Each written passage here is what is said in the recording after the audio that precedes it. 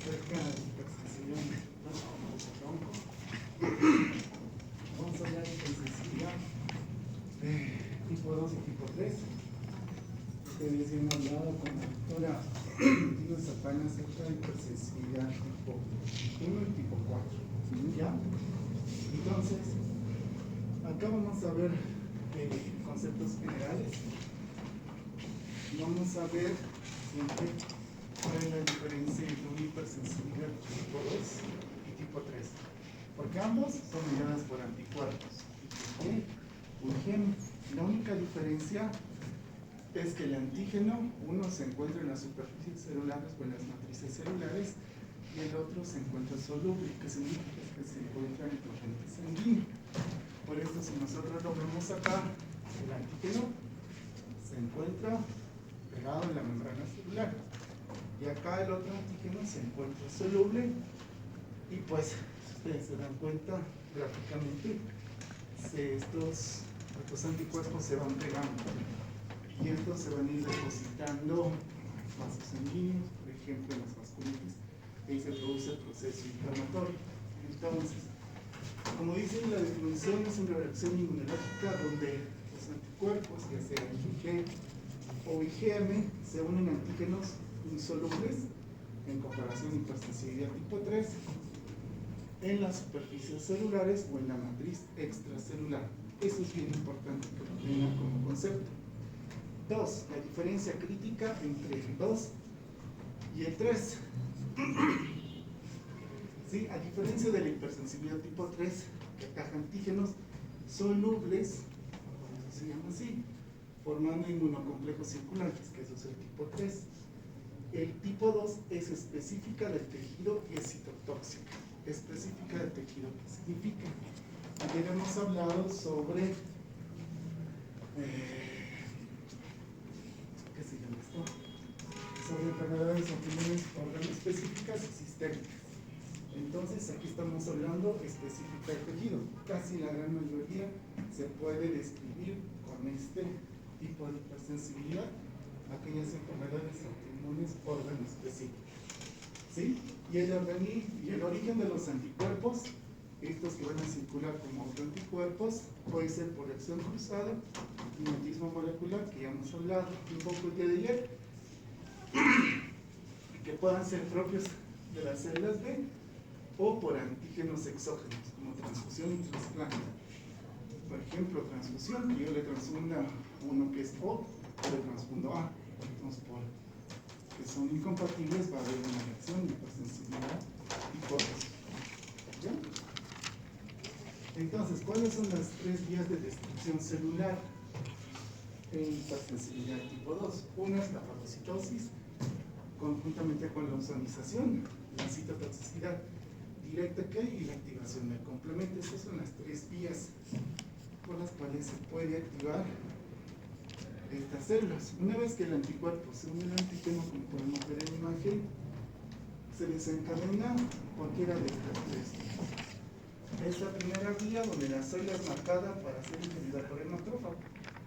O sea, tenemos acá la célula involucrada, entre comillas, lo marca en el anticuerpo y luego lo fagocita y lo destruye.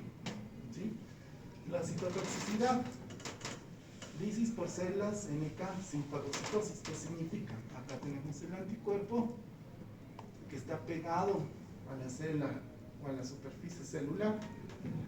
Esta estimula algún receptor de los NK y estos van a empezar a producir diversas enzimas que van a destruir sin la activación del macrófago a esta célula.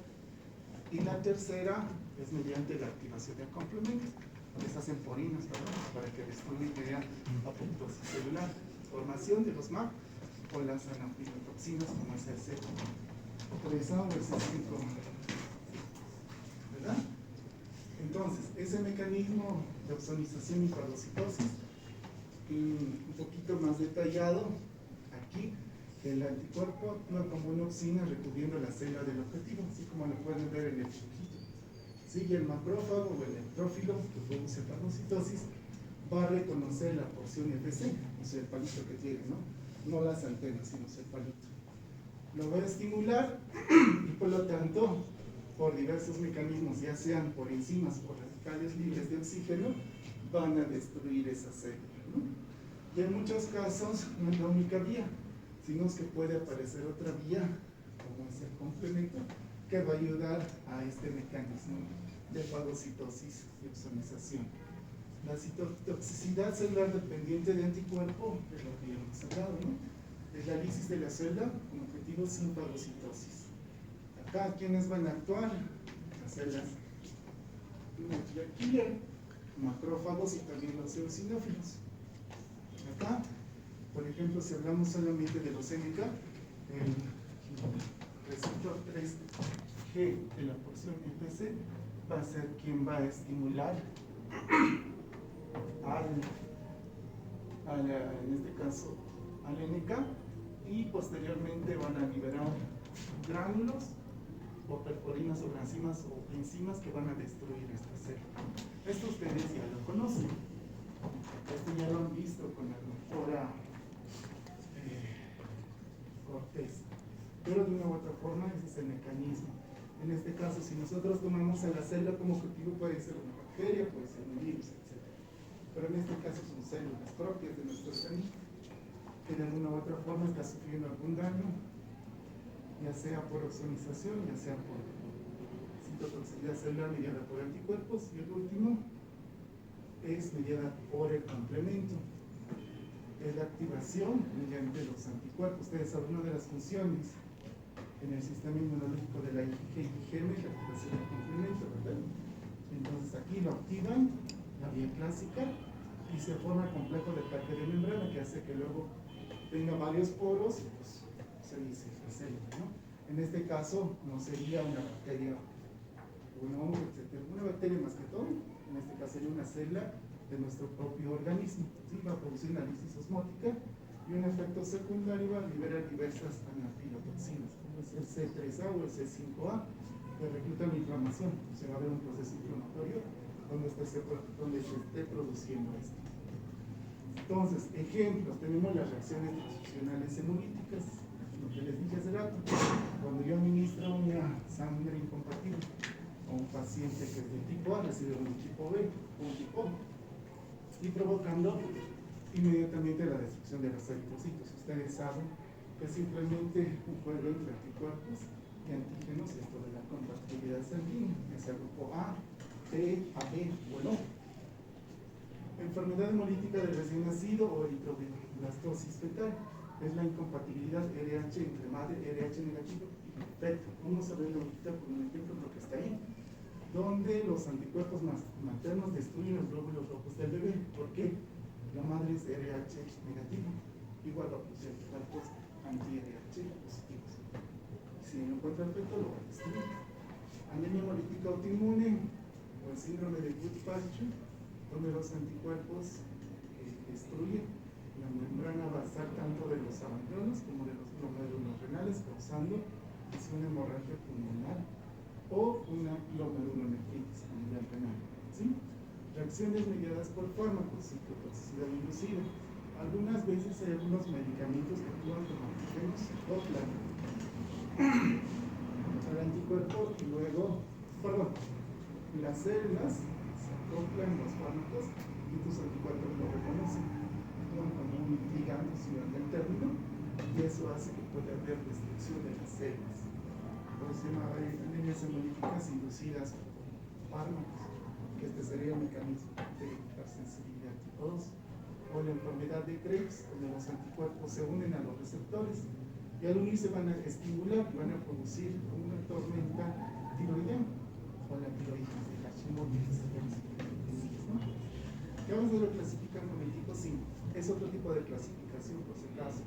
La que ahorita les estoy hablando es la clasificación de Hell-Kunz, porque hay otra actual donde incluso hay 7 tipos de hipersensibilidad. Pero para qué les voy a complicar a ustedes, lo importante es que ustedes conozcan el tipo 1, 2, 3 y 4. Miastenia gravis, los anticuerpos van a bloquear los receptores de acetilcolina en los neuromuscular, causando debilidad muscular, o el pértigo vulgar, o la fiebre reumática, y por mimetismo molecular. Esta es una reacción transfusional, lo que ya les dije, incompatibilidad, y ya mencionado anteriormente, y esto es la incompatibilidad RH entre madre y feto. Acá, por ejemplo, hay una etapa de sensibilización, donde en el primer embarazo, la madre, que sabemos que es RH negativo, pero por alguna razón, por decirle, tiene el RH de papá, que es RH positivo.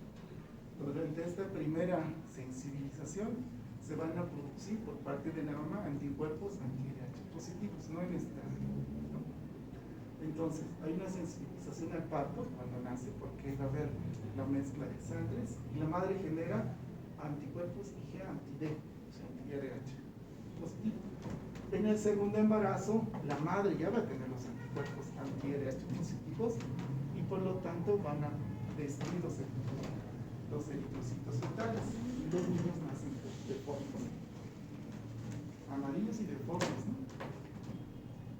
Entonces, para eso, cuando ustedes conocen esto, habitualmente les dan una vacuna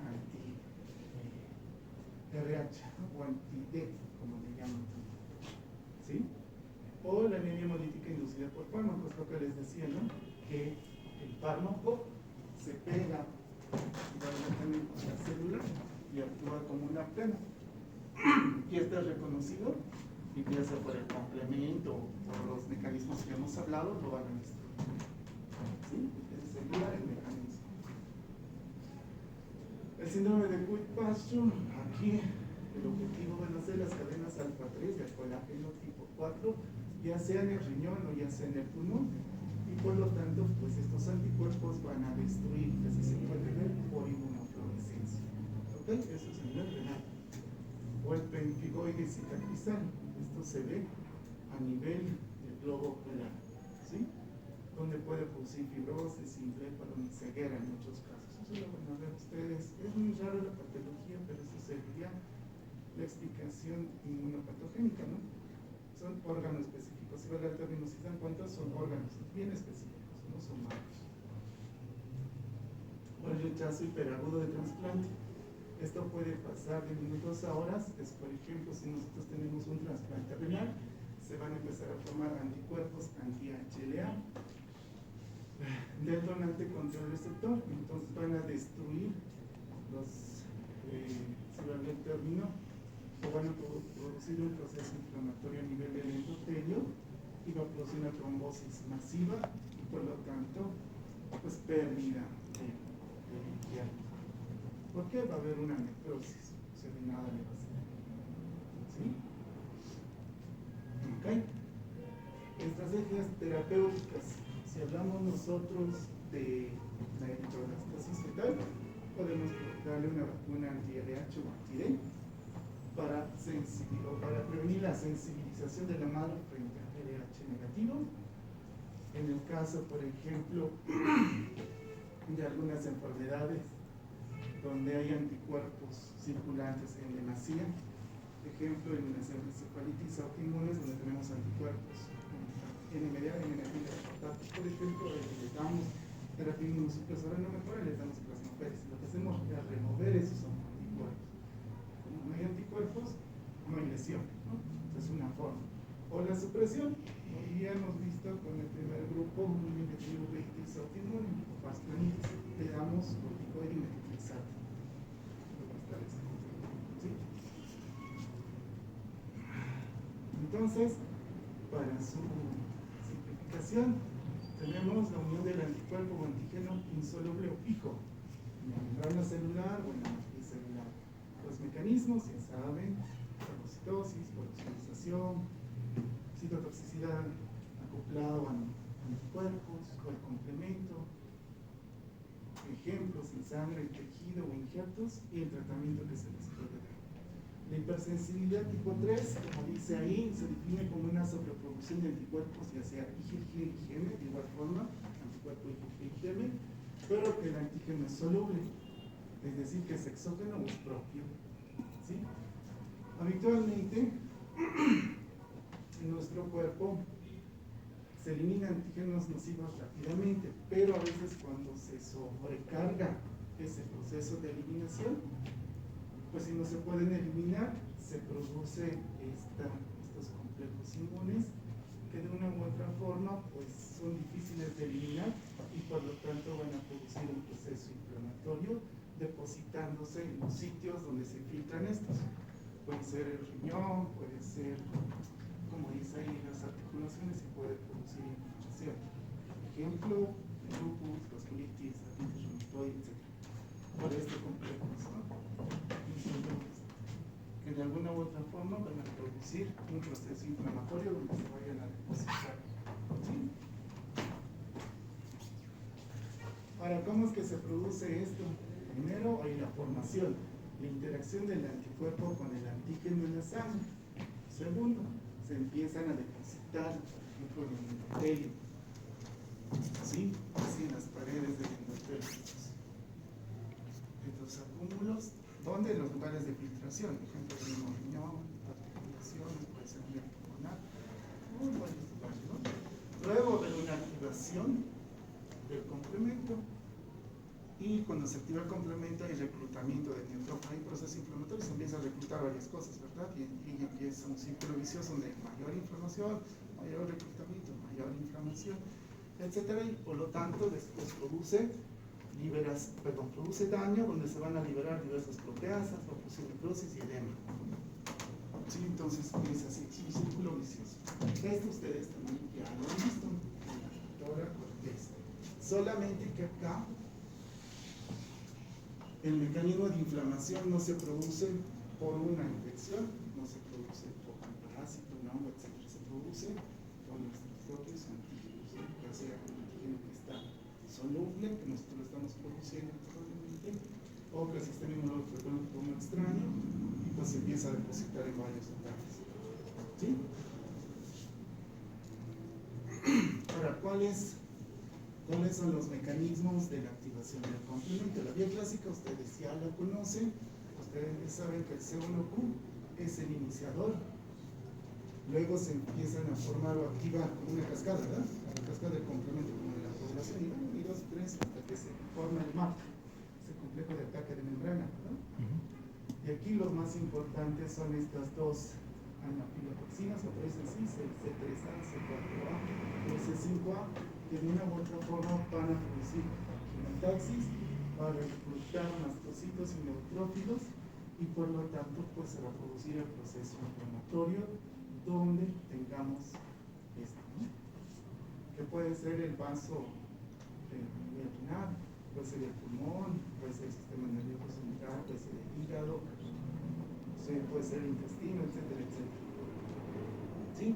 El mecanismo B, que es la activación independiente del complemento. Esto mediante una base genética. ¿No lo ven? No. Okay. Acá especialmente cuando existen deficiencias del C3 y C4. ¿Sí? Aquí desarrollan la reacción de hábitos. No solamente para su conocimiento, pero existe una activación para la formación de inmunocomplejos que no es dependiente del complemento. Hay uno que es dependiente del complemento y otro que no es, para producir el daño tisular. Luego tenemos la lesión y la amplificación. Ustedes saben también cuando hay un proceso inflamatorio y neutrófilo, para que se pegue al endotelio necesita de los ICAMs y TAMs que le llaman, ¿no? Eso lo han venido a ver como la doctora. De las selectinas, de las MAC, que hacen que los neutrófilos se peguen al endotelio y puedan migrar. ¿Sí? Hay inmunodeficiencia, por ejemplo, inmunodeficiencia de la reacción leucocitaria, o no hay esto o no hay esto. Los niños no pueden tener un proceso inflamatorio habitual y por lo tanto no cicatrizan. Es lo que decía su compañero esta mañana, Gabriel. Dijo el cordón umbilical, le dije, pues falló las 7 días. Si le decía 6 semanas, probablemente pudo haber sido porque no hay una lesión leucocitaria, por lo tanto hay un proceso inflamatorio y no puede cicatrizar. ¿Sí? Entonces esa es su forma también de reclutamiento y identificación. Y el arsenal de destrucción. Hemos visto 5 pasos, ¿verdad? Este es el 5.º paso, donde por diversos mecanismos se van a destruir, ya sea el endotelio o donde se vayan a depositar esto. Por enzima enzimas líticas, como se las tasas, proteasas, o efecto de digestión de la matriz extracelular por la fagocitosis, o la liberación de radicales libres, ¿no?, dependientes del oxígeno, ¿no?, y también la liberación de vasoactivos. Todo eso va a producir un proceso inflamatorio. Por eso dicen, ¿no?, la lupus eritematoso sistémico es una enfermedad autoinmune sistémica donde existe un proceso inflamatorio, que es la artritis y la inflamación de las articulaciones, que es la vasculitis y inflamación de los vasos. Entonces es el mecanismo por el cual se puede describir cómo sucede ese proceso inflamatorio. ¿Sí? Esto nada más para mostrarles ejemplos a nivel pulmonar, a nivel de la piel, renal, pues a nivel particular, etcétera, etcétera. ¿Sí? Ejemplos de hipersensibilidad tipo 3, el lupus eritematoso sistémicos con complejos inmunes que se depositan en articulaciones, piel, riñón, pulmón, corazón, ojo, cerebro, no sé, articulaciones, etcétera. Se puede depositar en cualquier lado. O la glomerulonitis postestreptocócica daño renal agudo con infección con depósitos de inmunocomplejos que se van directamente al glomérulo, o la enfermedad de suero, ¿no? Esto cuando se aplican sueros o vacunas o fármacos. O la reacción de Artus en ese mecanismo fisiopatológico. O neumonitis por hipersensibilidad, ya sea pulmón de granjero, de aves. Yo la verdad nunca he visto, pero sé que este es un mecanismo. Tipo 3 de hipersensibilidad, la artritis reumatoide, poliarteritis nodosa, fiebre del ventilador, endocarditis arteriovenous crónica. Son los ejemplos de hipersensibilidad tipo 3. Si nosotros hablamos de la lesión de Artus, decimos que es una vasculitis, es inflamación del vaso. Necrotizante aguda localizada donde se vaya a producir la administración de la vacuna. Algunos hacen eso. Esto se ocurre entre 3 a 6 horas posterior a la inyección, o sea, es bien rápido, ¿sí? Acá lo que requiere es la sensibilización previa a títulos aptos de anticuerpos circulantes. Acá es la formación de complejos, la activación de los mastocitos y producen necrosis. Ejemplo, si yo digamos tengo la primera vacuna contra el tétanos, me he sensibilizado, ya tengo anticuerpos frente a esta vacuna, ¿no? En una segunda oportunidad le puedo aplicar y eso es estimulación para hacer que se produzca este tipo de lesión a nivel donde se produce la vacuna. Pero si es una vasculitis localizada reacción de Artus, ¿ya? Puede pasar en algunos pacientes, sí. O la enfermedad del suelo, que es otro ejemplo. El lupus eritematoso sistémico, que ya más o menos ustedes lo van a entender con mayor detalle. El pulmón de granjero, de criador de aves, o la glomerulonitis postestreptocócica. Solamente para su conocimiento y más o menos cómo se explicara ya con lo que hemos dicho. Y las estrategias de diagnóstico, pues se pueden medir los niveles de complemento o pedimos autoanticuerpos, porque no se olviden que los autoanticuerpos son esos que forman complejos de ANA, anti-DNA, anti-SMID, anti-RO, anti-LA, anti-CSLST, etcétera, etcétera, etcétera, dependiendo de la enfermedad que nosotros sospechemos. ¿Sí? También se puede utilizar inmunofluorescencia detectando, buscando estos autoanticuerpos como depósitos que se van a depositar. ¿Sí? Y el arsenal terapéutico es casi lo mismo.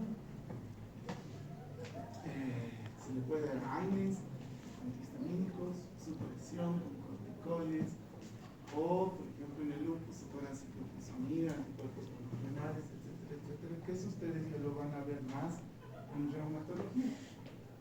¿Sí? Solamente que ustedes ya saben cómo funciona el mecanismo de hipersensibilidad tipo 2 y tipo 3 y 3. Casi de una u otra forma explican la fisiopatología o inmunopatogenia de casi todas las enfermedades reumatológicas.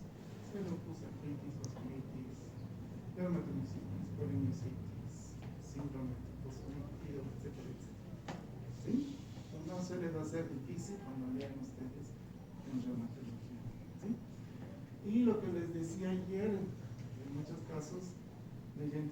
inmunoterapia con anticuerpos monoclonales de una u otra forma. Se trata de bloquear alguno de estas cascadas de complemento para que no haya ese proceso inflamatorio, ya sea un anti-BTC, un anti-C5 o antiadhesión, etc. Cada uno ve y dice, podemos bloquear acá, mejor y así van investigando. Nada más. ¿Alguna pregunta que tengan en relación a